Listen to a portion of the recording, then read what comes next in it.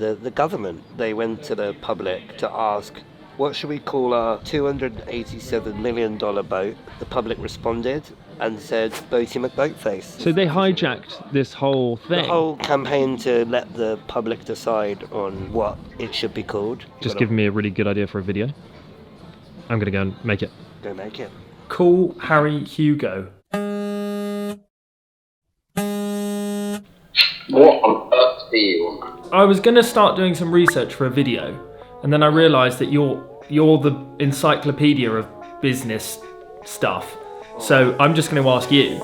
Okay, here's the video idea that I'm totally passing off as my own. You know in lockdown where everyone got into running?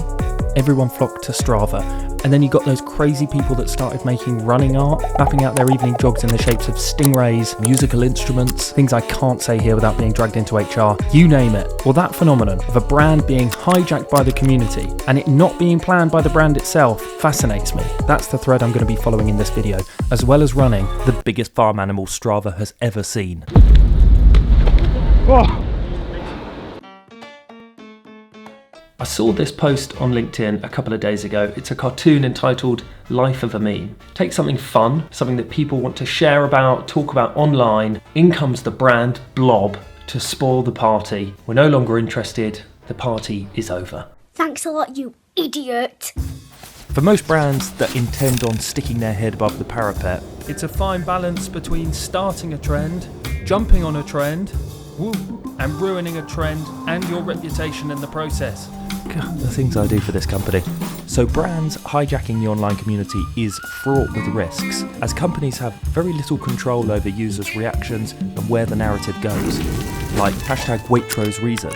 I shop at Waitrose because when the economy finally breaks down and dies, those little green tokens will serve as currency. Put the papaya down, Orlando. I will not stand next to the scumbags at Marks & Spencer. Tesco doesn't stock unicorn food. Asda value peacock feed isn't as nice. I was always a co-op boy anyway. And what do we have here? Big deals. The paradigm shift created by socials, mainly the removal of media gatekeepers, now means that us, the people, you, me, him, her, He's the guy. are leading the conversation. Virality isn't something you can reverse engineer. You can try, and sometimes it will work. Paramount apparently paid for actors to sit behind home-plated big league ballpark with a big creepy smile on their face the whole time. It soon became pretty apparent it was some good old-fashioned viral marketing for the movies. I definitely didn't have to sleep with the lights on after seeing that film. More often than not, the recipe is a mixture of a good product or experience, a measure of luck, a dash of the old zeitgeist, and a bit of cayenne pepper. Here's one I made earlier.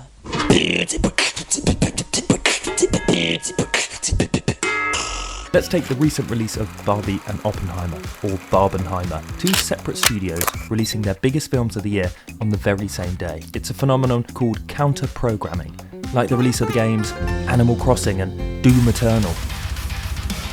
And the annals of movie history are littered with them. My favourite, Casino Royale and Happy Feet. What a double bill that would be. I've got revenge. Obviously, with Barbenheimer, each film will have had an enormous marketing budget, but the online community fueled a level of momentum that has resulted in something rarer than a wild lapras, a cultural moment. I hurt my shoulder a couple of weeks ago, so I'm kind of laying off running for a few weeks. I was running the the San Francisco Marathon, a couple of Sundays ago, and about mile 14, I just fell on my shoulder, and it hurts when I run. I was lucky enough to jump on a call with Lenny, one of the masterminds of Strava running. You'll hear more from him and our interview in tomorrow's episode. Any final words for the challenge that I'm about to undertake? Have you done any kind of anything like this? Any trial run, if you will, of this? If not, trace something really basic like a apple. An apple could be narrow or wide at the top or bottom. It could have the stem, the leaf, or not. So you have some variability. Something that kind of looks like an apple, fit it into the streets. It's a proof of concept. That's what I did when I did the very first one. It was a simple, easy thing, proof of concept.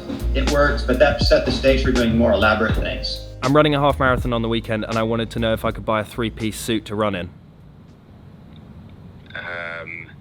No.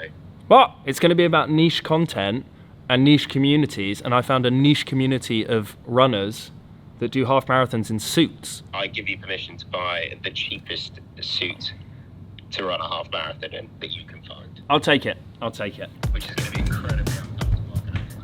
I don't know why I'm overcomplicating things, but I decided to take Lenny's advice and do a Strava test run in a suit, if I can get it on, that is.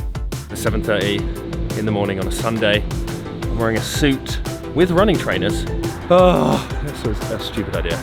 Not feeling self-conscious in the slightest. This must be how people working in finance feel. Wish me luck. Very nervous.